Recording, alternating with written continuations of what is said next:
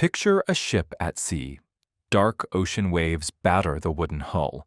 Inside, a warm golden light spills from a small cabin window. Navigating that harsh exterior requires a specific tool. Look at this compass. It relies entirely on calculation. It ignores the howling wind and focuses only on strict, unemotional facts to avoid external dangers. We can call this rational intelligence.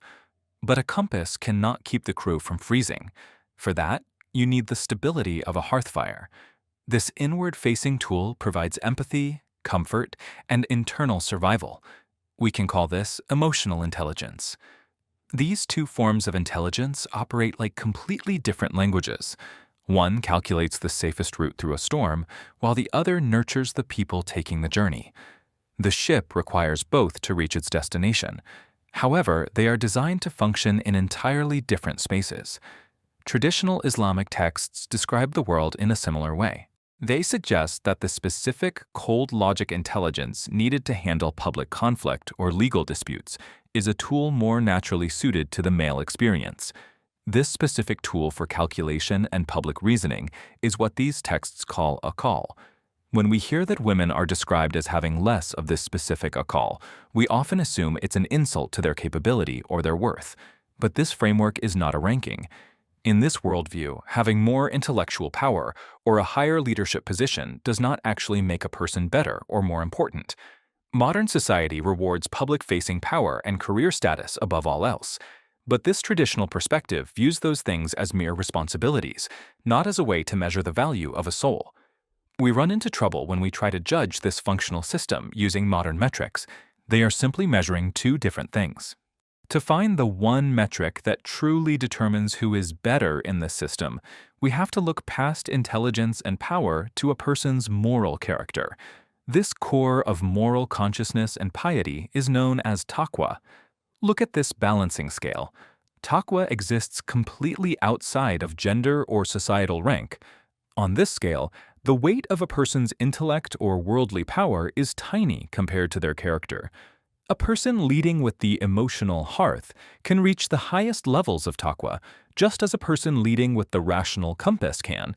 Both paths lead to the same destination. Because character is the only true measure of worth, these roles are assigned based on what keeps the ship steady. Human value stays in the heart, while the work we do is simply about which part of the journey needs tending. This natural leaning toward either rational or emotional intelligence isn't seen as a flaw, but as a deliberate and necessary design. This innate blueprint or natural disposition is what we call Fitrat. Because the home is a space built on bonding and growth, the tools of empathy and emotion are functionally essential there. The female Fitrat leans toward these strengths, making women the natural protectors of the internal, private sphere. Conversely, the male Fitrat leans toward the cold logic of aqal. This tool is built for the external world, where survival often depends on calculation rather than emotion. Emotional intelligence provides the foundation that holds a family together. It creates the stability and internal beauty that allow the people inside the ship to thrive. Harmony is achieved only when we encourage both the compass and the hearth to operate where they are most effective.